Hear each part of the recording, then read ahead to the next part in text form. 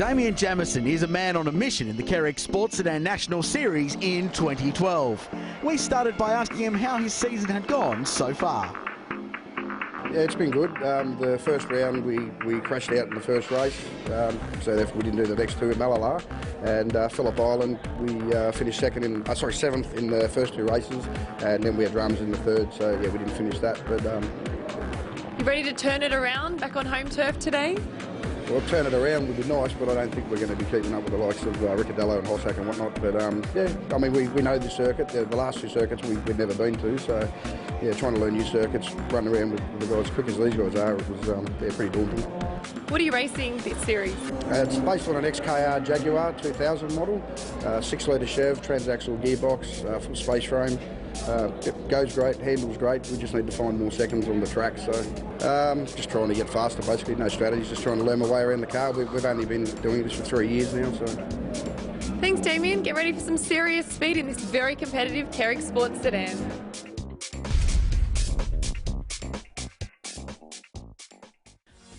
It's time to go back, take a look at highlights of the first two races of the weekend in the Kerrick Sports Sedan Series here at Sydney Motorsport Park.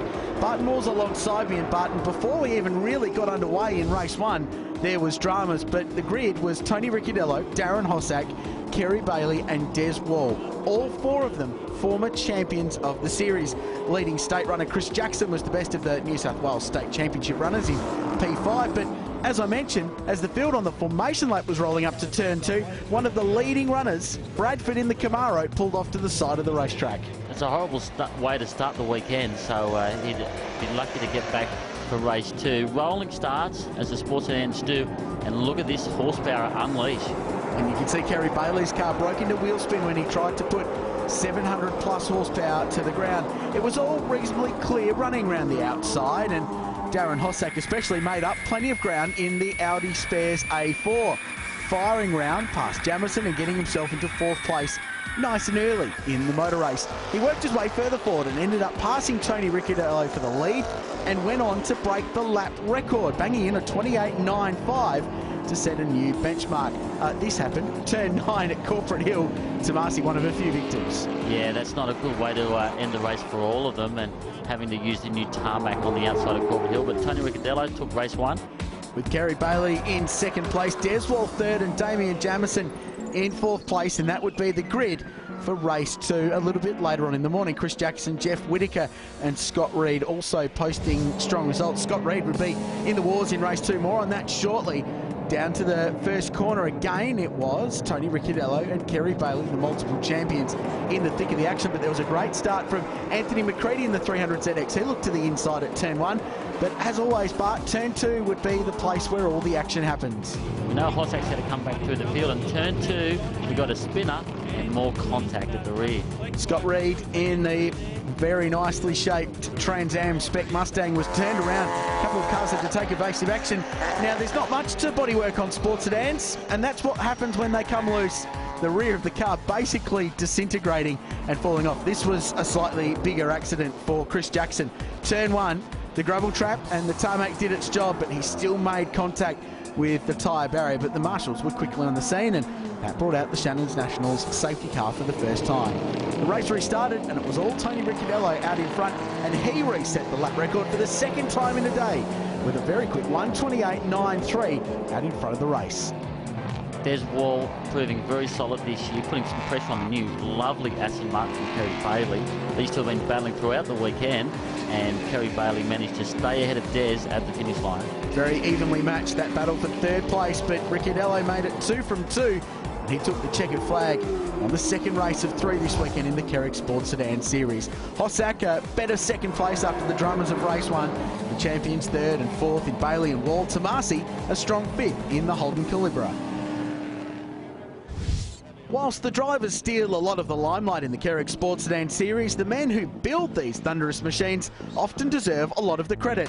Like this man, John Goulet, who built Darren Hossack's Audi A4. Look, I first got interested in sports cars.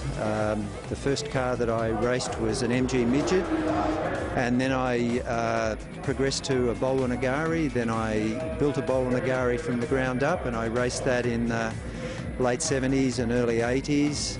Then I had a little bit of a break and sort of realised that the engineering was as interesting to me as it was the driving. So, you know, I just got interested in cars again and started building, you know, the odd thing, and just progressed to where we are now.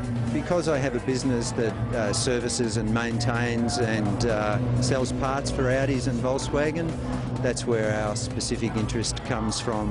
You know, with this particular car, we built this car from ground up. It took nearly 2 years to build it. I'm fortunate I have some tremendous staff, and that allows me in my senior years to pretty much work on the car most of the time. You know, of course, having someone as competent as Darren really is fairly demanding on the car. You know, we're looking to win, and you know, that just means everything has to be absolutely perfect all of the time, and that's a lot of work. Side by side on the formation lap for the Kerrick Sports Sedan Series, race 3 of what's been a fascinating round, the 3rd of the championship this year. And for the first time, Bartmore, we've really seen what we wanted to see, which is those 4 great champions of our sport in the first 4 positions going at it. And what a mix-up. We've got the young hard chargers of Tony and Darren, and in the second row, the wily old Kerry Bailey and Des Wall. What a combination. I'm sure they won't mind me saying that. You can get away with it. You're the racing car driver amongst us. As they roll down for the start, so much horsepower all gathered together. And it's Ricciardello, the point man, and they said in driver's briefing, we're not going to give you the green flag until we get to the control line, so they had to wait. But now they're underway, and they're side by side for the lead. The 2 great rivals, Ricciardello and Hossack, round turn 1, and it's Darren Hossack who gets in front first. Got Kerry Bailey in 4th. Des Wall slipped back a little bit, but we know he'll come on strong later in the race. That's his style. But Hossack in the lead, he's been having not the weekend he really wanted to, but Tony's not going to let him go. That Alfa Romeo out of shape out of turn 2. Yeah, they had some strange problems with that Audi over the course of the weekend, but boy, it's been fast. New lap record in race 1 that was subsequently beaten by Ricciardello in race 2 into the 28s at a 3.9 kilometre circuit like Sydney Motorsport Park. These things are so fast. Incredibly, we're on board Tony Ricciardello here coming to turn 6. I mean, it just doesn't do it justice how fast these cars are out of the corner. I mean, Tony punches it out of here up to Corporate Hill. Looks like Hossack's got a little bit more stability in the faster corners, but Tony hanging on to that Alfa Romeo as well as he does. There's Tomasi in there too. He's looking pretty good. Shane Bradford has made a great comeback after his non-finish. And a great speed shot there at the back of Corporate Hill. But it's Darren Hossack who leads in this amazing Audi. Broke the lap record at Phillip Island. No, that's not right. He didn't break it. He absolutely annihilated it at Phillip Island recently in the most previous round. That car's got so much speed, but we've been waiting for this, Bart, to see these great champions at the front mixed this weekend with the best of the New South Wales State Series, which is great to see. Oh, it's great to see such a big, healthy field of sports hands boosted up, like you say, by the New South Wales runners. Anthony McCready's been running strong throughout, and some battles all the way down the field. These cars are just monstrous around here. Hossack's put up a little bit of lead, and he's got his head down. Bailey there still in 3rd. Des Wall keeping him in sight, and then a little bit of a gap back. And on the second lap, Darren Hossack bangs in a 1:29.06, just a 10th off the lap record that Ricciardello set in race 2. So the pace is right hot at the front. We're on board with Kerry Bailey. Let's just have a listen and a feel to this amazing Aston Martin.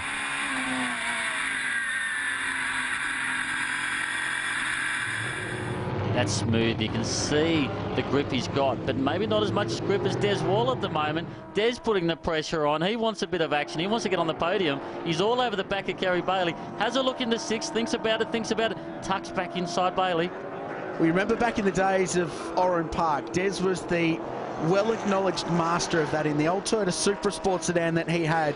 He won so many races there, and there's something about racing on home turf I think he likes. The Shannon's Corvette has been hooked up this weekend, and he and Kerry Bailey have been right on the money. They've been struggling with a bit of an understeer problem in the Aston Martin, and at the place like this, dialing out understeer is absolutely critical because of all the long flowing corners. That's right, and you can see he's struggling a little bit now. Des is looking racy down the inside of Kerry Bailey at the last corner. They give each other room. Bailey runs around the outside. Kerrick, Des is on the inside, and he might be able to hang on, but we know Bailey's got some serious horsepower in this Aston Martin. Pulls out to the right. Des goes defensive, and see you later, Des. How's the horsepower from the Aston Martin? They're side by side. Des, not bad in a top end, though, isn't it? At turn one, he was able to hold on. I was talking to the boys behind the scenes at the Sports Sedan Series early in the weekend. They had a radar trap on that car in qualifying. 274 k's an hour at turn one. And it's not the longest straight of the year, but imagine how fast these things can go. The mind boggles, and you can see Tony now, he's catching up to Hossack. He hasn't given up the fight, and we know he doesn't, but the Alfa Romeo, it's got the Audi in sights, and he's actually catching under brakes into turn 6. This is a big impression he's just got back onto Hossack. He looks to the inside. I think Hossack might have some dramas. He's just slipped back. So he's second. Here we are now on board with the Audi. So this has been a great rivalry between these two for so long. Remember Malala a few years back when they came to blows on 2 occasions in the wet. It's been a real sort of needling rivalry between two great champions of the sport, and now we've got the likes of Bailey and Wall in there too. Remember, Kerry's racing for different things this weekend. He'll be now after points and further development in that car. Remember, he's won the first 2 rounds. This man, fire at Malala, burnt the car to the ground. He's on the comeback trail, just wants race victories. And when Tony Ricciardello's got the eyes on for race victories and that's it, you know he's going to be hard to beat. Oh, he is. And he might have had fire at Malala, but he's got fire in his tummy at the moment. He's got his head down. That little Alfa Romeo, he gets it into all sorts of traffic. Oh, we've got a spinner here.